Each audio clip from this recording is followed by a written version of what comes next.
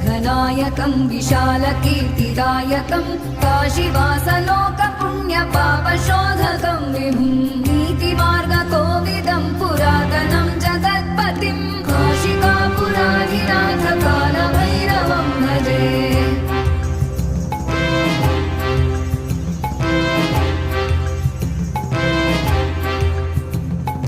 कालभैरवाष्टकं पठन्ति